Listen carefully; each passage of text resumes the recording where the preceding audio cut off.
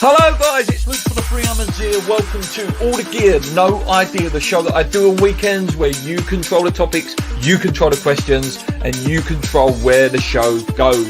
I've got the computer, I've got the internet. If you've not subscribed here already, please do. But let's get on with the show. I'm looking forward to it. I hope you are too.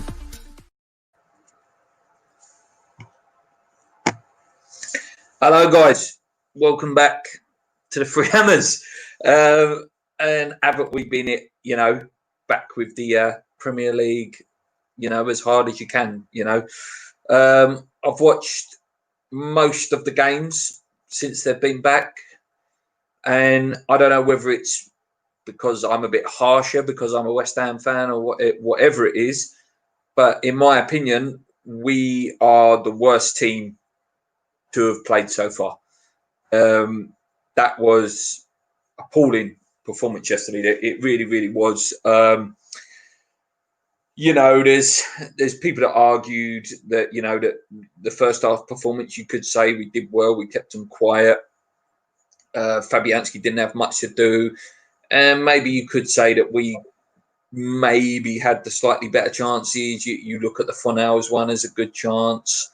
It's just not. It just wasn't great, though, was it at all? Morning, Thomas, if you're still watching. So yeah, what I'm going to do is just very, very quick review. So these were the lineups, guys. Obviously, you know that Fabianski and Ngakia Diop, Rice back at centre back after all the rumours. It was true.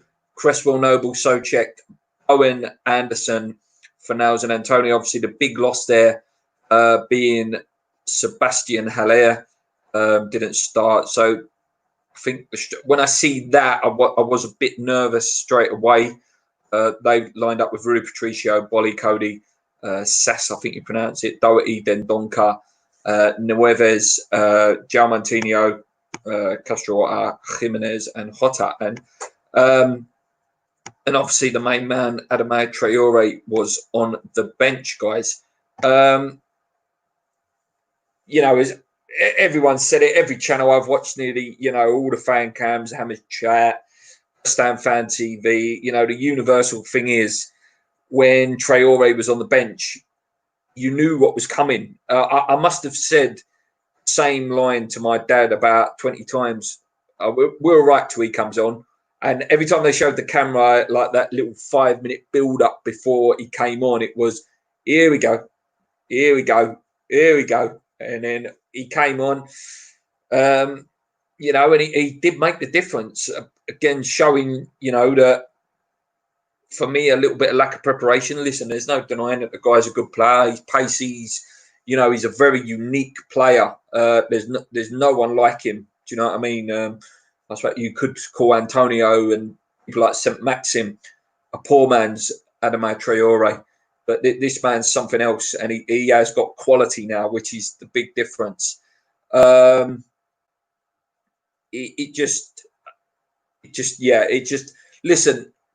I didn't expect us to win. When we did the podcast the other day, I predict us to lose 2-1, 3-1. It's not so much the loss, it's the manner. Lack of intensity, lack of desire, lack of ideas.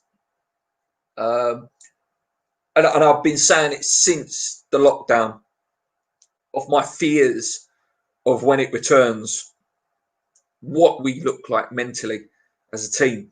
And for me, mentally, especially at this current moment, going on last night's game, we ain't got it. We ain't got the mentality to stay up. There's too many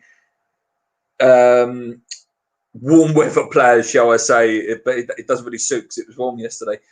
But, they play well when things are going well, but they're not going to roll their socks up. They're not going to press. They're not going to put their body on the line. There was a couple of good performances yesterday. I thought Rice did well at centre-back, but then obviously we missed him in the middle of the park.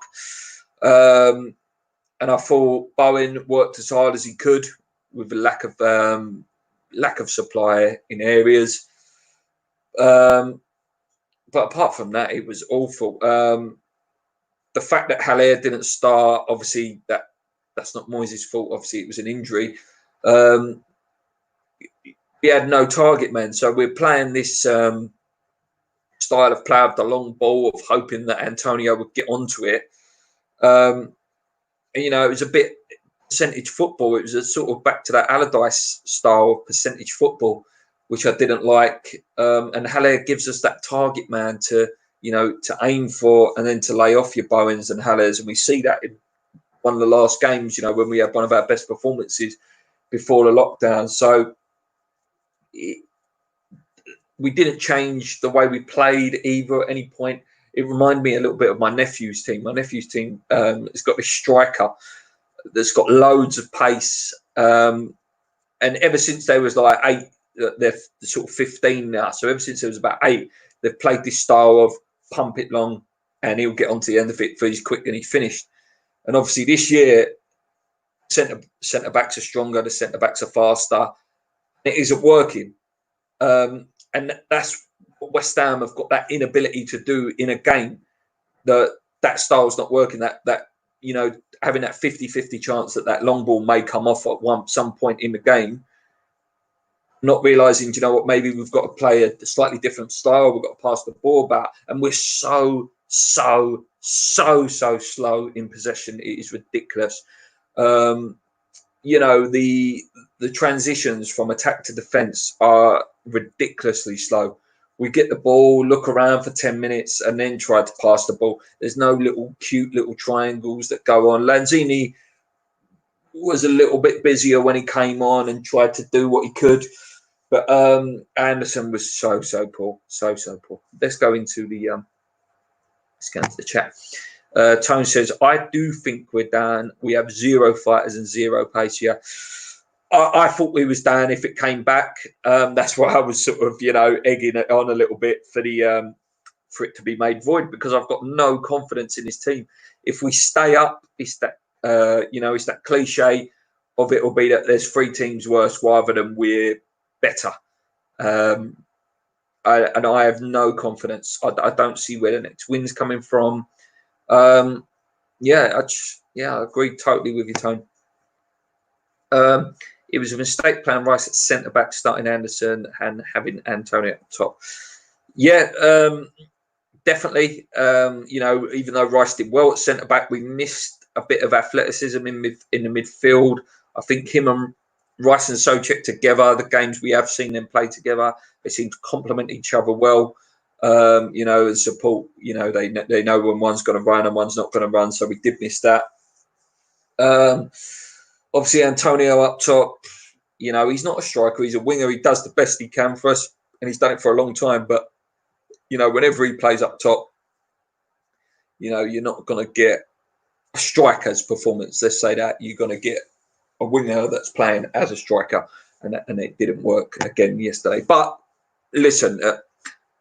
We do have to say that Wolves are a lot better side than us. You know, that was not a game that I was looking at as a win before or after the lockdown. This was not a game that I thought we was going to win. I think I actually had a bet that was voided the day of the game when we obviously got cancelled. I put us to lose 3-1 back then. This was not a game I was looking at to win. So again, would I have felt so disheartened if this was then sort of March 22nd when we was meant to play that game? I don't think so. Going into a 10-week rest, should we say, a mini pre-season, most players fit, to not have any intensity whatsoever, that scares me. That really does. Kent says, afternoon, Luke, not having more than one striker all season will cost us big time in goals. Pay the rent and don't have enough. I agree, mate. And obviously, you have got to look at the Roberto stuff early on. But yeah. And Nicky makes a really good point on Post-Match Point. I watched that this morning. You know, we've been very lucky with Haller that he hasn't picked up really any injuries. And now, you know, at this crucial time, he has picked up a little groin knock, I think they said it was. And there's no guarantee, according to Claret Hugh, there's no guarantee that he will be fit for the Tottenham game. So we're just going to have to hope that, you know, Antonio can come up with the goods again, or Lanzini's always good in the London derby to get a goal. So we'll talk a little bit about the Tottenham game in a minute. Let's just carry on with the Wolves game for a little bit longer. I thought not having played for so long would have been a buzz to be back playing. Couldn't believe the lack of energy. Yep, totally, mate. I just sort of touched on that a little bit then. You know, they're footballers at the end of the day. They should be. It's the love of the game. Obviously, they get paid loads of money, etc., and you know they live this luxury lifestyle. But it should be like they're flying around the pitch, you know, passionate and hungry. Just it wasn't there, was it? And like I say, that frightens me more than anything, that we haven't got a winner or a leader in there. Going down, mate, or not? I think going down, Gary. I really do. When you have you captain saying you're not going to win every game, what games are you going to win? Yeah, I did see that interview saying that, you know, the teams we're playing, we've got a lot of games that we could lose. I didn't like that at all. If that is you know, if that's a true snippet of the article of what Mark Noble said, you know, we when you're in a relegation dogfight, you can't be going into games thinking, oh, we're going to lose or we might lose. You know, you hear boxers say it. Listen, I'm a big one with mentality and the way boxers talk and things like that, and the way boxers can't go into a ring believing they're going to lose or have any inch of doubt that they're going to lose, because they will lose. And that works with any sport, you know, or anything in life. If you go in saying you're going to fail, there's, you know, you increase the chances of failing. So, yeah, I don't like that at all, Gary. Thanks. Moyes only wants to go for draws. We don't have a chance yet. And, you know, Paul from the channel, that is what he was texting me last night. You know, you set up to not lose, you lose. You know, you've got to be setting up to win. And, you know, if you lose by setting up to win, you know, you can take it on the chin a bit. But if you're setting up just to nullify, you know, what happens when they get through and they score? Like we've seen so many times over the years, not just under Moyes. That I just don't like that attitude of setting up to not lose. It's not a good way to play. The best teams never do that. You know, you could argue maybe Jose used to do it a little bit when he used to park the bus at times. But, you know, you're never going to see a Liverpool, Man City, etc. You know, they're never, ever going to set up to not lose. That is just not how teams work.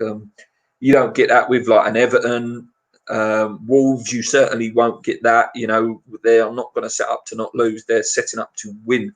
And that is a mentality thing that needs to change at the club. But if we go down, guys, I agree with most other channels that I can't see us coming back. It's not going to be a bounce back like that, like it has been the previous times where, originally we spent 2 years down there and we came back up, and then we came back straight up with the Allardyce generation. But I can't see that this time. I really can't. The striker with a groin injury ain't going to be able to play 8 games on the trot. Yes, Sophia says, I think we had no gear and no idea. They had their nice new boots on, so they definitely had some gear. I don't want to see Felipe Hans in the West Ham shirt again. Let him want on the bench where he belongs and sell him in the summer. Yeah, I've got to say, you know, I've defended Anderson. I can't defend yesterday. I can't. So lazy. Mentally not in the game at all. You know, there was points where he got given the ball. And, you know, he's reacting to it rather than, you know, spotting, the ball's going to come to me in a minute. Oh, you know, this bloke's going to go past me. It was reacting rather than being there on his toes, picking it up. Just a poor performance. Not what we need at the moment. Gary says it's a video. He said it. And Lanzini too. Don't want to see him again. I'm younger than you lot, so spend more time on Instagram, and he's always on his Instagram story messing around with his wife. Well, yeah, his wife is a very beautiful woman. Not having us there on their case has made it worse. They don't have to bother now. I agree, mate. This is what I said. You know, West Ham's mentality is not good at the best of times, let alone when you know, they can throw some excuses in there now. Oh, you know, we can't play without the fans. Oh, it's not real. We can't get ourselves up for games. And what will annoy me even more now, listen, we all love beating Tottenham, but what will annoy me even more now is if they go and put out some worldie of a performance on Tuesday night, only for us to go and play terrible again the game after that. You know, it's not about just going to beat Tottenham every year, as good as it is and as good as we feel about it. It's actually quite frustrated that, you know, they can lift themselves for that game every single year. But when it's bread and butter games, I'm not saying yesterday was an easy game at all, but, you know, we are probably going to see terrible performances against, like, when we play like a Norwich, for example. And would you really fancy us, guys, going into that game if the Aston Villa game, I'm saying, that last game, if we need to win, do you really fancy us getting that? I don't fancy us at all. At all. He can mess around with his wife, but just don't post it. Fornals and Neto, both volleys, different results, difference in quality, says it all. Yeah, the Fornals one was really, really, you know, just, I don't know, lack of confidence, lack of quality. Just wasn't. He had so much time. I think he even had time. He could have brought it down, rolled it in. He could have brought it down and rolled it across. Yeah, that was a big, big chance, that one. I think Bournemouth will go down as they have horrible running between us and Villa for the final spots. Yeah, we've got to hope that. Is it Chelsea today? Chelsea. Oh, it escapes me. Chelsea Villa. Is it today? We've got to hope they do us a favour today, Chelsea. I will be supporting Chelsea today, I have to say, as hard as that will be. But yeah, we've got to be looking for Chelsea to do us a favour today to keep Villa, you know, lacking confidence. Because if Villa were to pick a result up today against Chelsea, you would feel that they would get a bit of confidence out of that. And we don't want teams to be getting any confidence because the games are so quick and fast coming up. That I think if you got a bit of confidence, you could really like bang some results together.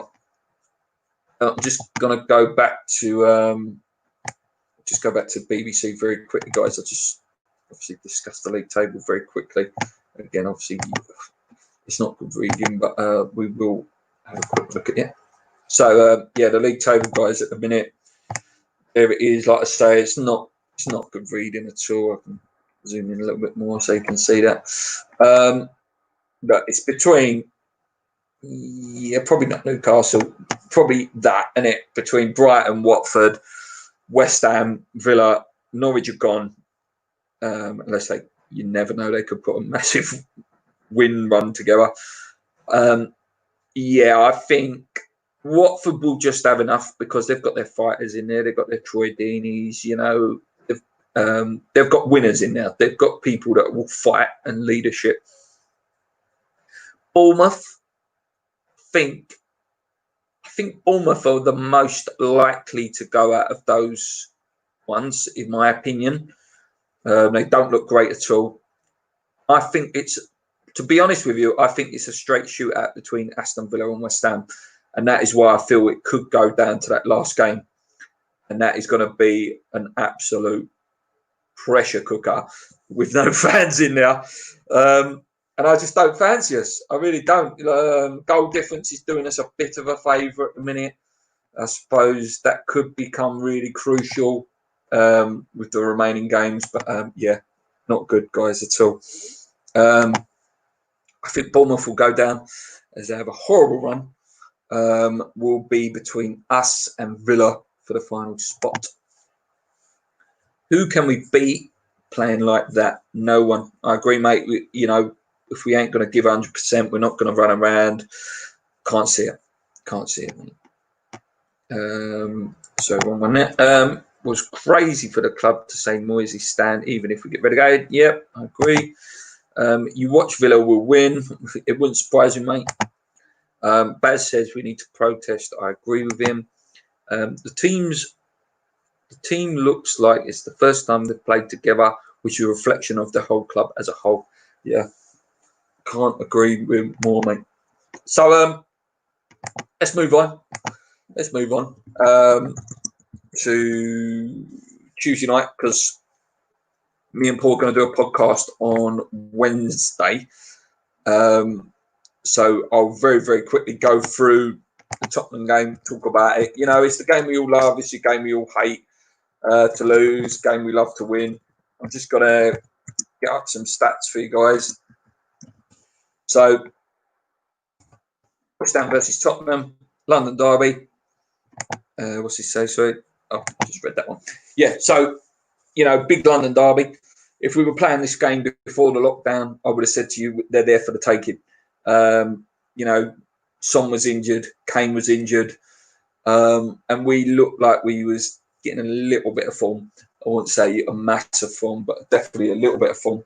But now, looking at it, that they are going to tear us a new one. That they really are going to tear us a new one.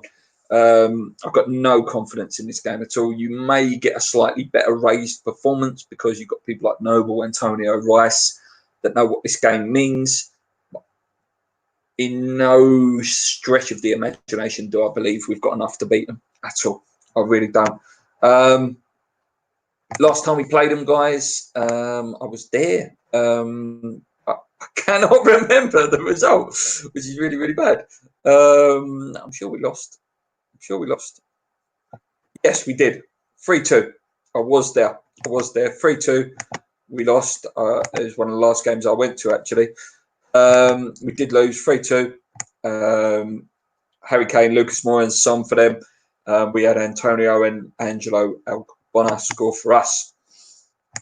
You know, their danger men goes without saying. Son, Kane, Lucas Moura, if he plays. That new guy, I can't pronounce his name, Bagulian or whatever it is, Bergwijn. He scored a good goal, didn't he, the other day against Man United. I say good goal, it was a bad mistake from De Gea. But, you know, they've got a lot of players that can hurt us. They're quite good defensively. They've got a very good goalie. I predicted on Super 6-4-1 to Tottenham, sadly, guys. I know I shouldn't say that on this channel, but that is what I predicted. I think they're going to absolutely tear us a new one. I really do. I've got no confidence in that game at all. Changes you may see, you know, if Haller has recovered, you may see Haller start in that game. Ogbonna still away from him a bit. I assume you're going to see a bit of a change in the midfield. Purely because of how quick the game turnarounds are at the minute. You may see Jack come in. You may see Lanzini start, possibly Addison not starting and Yarmolenko starting. There's going to be a few changes in there. I can't predict it, but I'm assuming that there will be some changes. Moyes thinks we will play well. We played well yesterday, so we'll set up in a similar way against Tottenham. We've got no chance. And Gary says 4-0 drubbing. I'm afraid I think so as well, mate. I think anything less than 3 would be a good result for us to keep in a goal difference down rather than looking for the wins at the minute, which is really, really sad. I think I'll leave it there, guys, because I don't want to talk too much. It was more just a little reaction video and sort of like a mini preview for the Tottenham game. Not confident, guys. I don't think we're going to stay up. I think we're in for a long, 4 or 5 weeks, whatever long's left till this is over. Let's just hope we can scrape it. You know, I'll bite your hand off the 17th and stay up on goal difference now. But it's going to be hard. There's going to be some twists and turns. And I just hope and pray that by some miracle we can get out of this. What do you think relegation would mean for the club long term? Not good, mate. Not good at all. Look at that ground, man. That ground in the Championship with half capacity is just going to be a joke. It's a banter club. Do you know what I mean? You know, you're going to lose a lot of fans. Even the hardcore fans, I think, as well. I think there would have maybe even some hardcore fans that have been there for 20, 30 years may even think, I can't do this anymore. I can't do it. You know, it's not Upton Park and, you know, the West Ham history and all that. When it's the London Stadium, it's different. You know, we're all so hurt anyway. we're a fractured club, we're a fractured fan base. You know, the protests continue, which is rightly so. Yeah, to go down that is going to be absolutely toxic. That place is going to be toxic. We go down, we ain't coming up for a few years and get rid of the board. Yeah, obviously that's the only other little thing as well. The Trip Smith thing about him apparently trying to get an American consortium together to buy the club. Let's just say that, fingers crossed. That I don't believe nothing at the moment. You know, we've seen how long like the Newcastle one has been dragging on for. You know, I'd love them to get taken over. You know, they're a big club that are similar to us, really. You know, they've had the highs and lows, and they've had bad owners that have just destroyed the whole ethos of the club. So definitely them and us deserve a bit of luck, you know. Anyway, guys, I'm going to leave it there. Come on, you irons. Keep believing. Thanks for tuning in. Hit the like button if you haven't already. Till next time, let's go.